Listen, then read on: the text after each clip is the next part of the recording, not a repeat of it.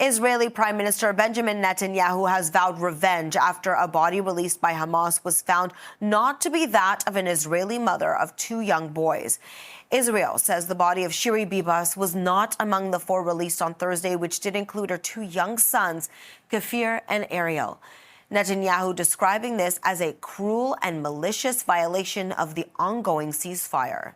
These Hamas monsters also cynically refused to bring back the boy's mother, Shiri, and sent the body of a Gazan woman instead, in brazen violation of the agreement. Today, the heavens shake. The entire civilized world should condemn these horrific murders. Hamas says it could conduct a thorough review of the information regarding Shiri Bibas's body. Despite questions about the future of the fragile ceasefire, the Israeli government says that it has received the names of the 6 hostages set to be released on Saturday. And joining us live now with his thoughts on the situation is retired Major General David Fraser, CTV military analyst and former commander of NATO forces in southern Afghanistan. David, thank you so much for being here with us. Let's start with the situation. What are your thoughts? What do you make of it? And also Netanyahu's vow to have revenge over Hamas. Well, Arda, I mean, my heart just goes out to the family of this, tragic story. That, the fact that you get your 2 children back, the bodies of them, but not the mother, is just despicable that, what Hamas has done.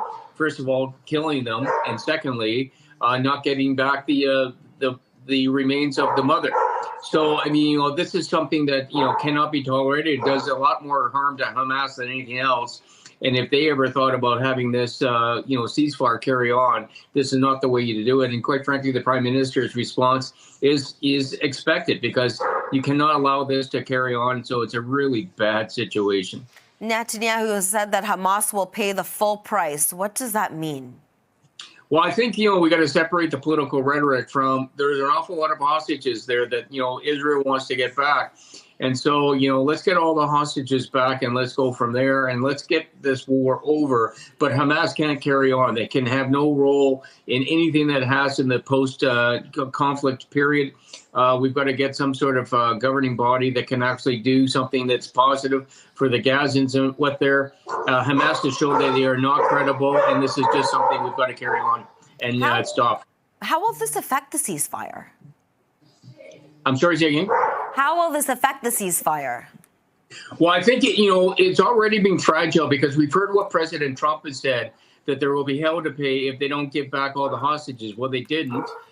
They only gave back some. We've got another 6 coming. So this is going to put the whole ceasefire even on more of a shaky ground because, Hamas is not living up to the agreement. And it just gives more fuel to the fire for the Prime Minister of Israel and the President of the United States to go after Hamas. So it really puts the ceasefire in jeopardy.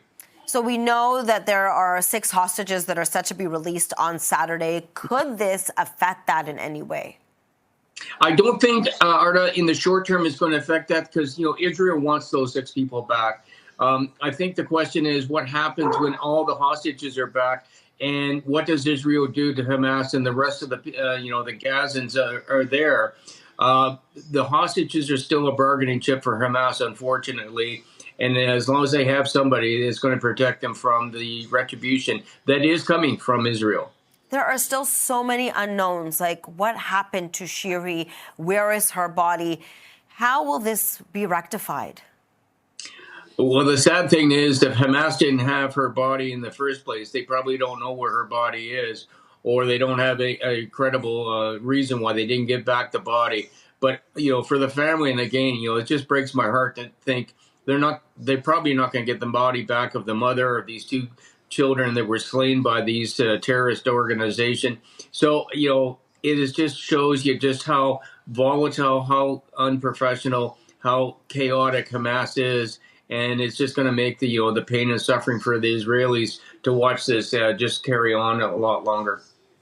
Hamas says that these, unfortunately, they were killed by an Israeli strike. Meanwhile, Israel says that they were actually brutally murdered by Hamas, and evidence shows that. How can the family come to terms with this? Well, unfortunately, who did the killing is probably immaterial. The fact is, under Hamas control, these three people were killed, along with over 1,200 other people were killed.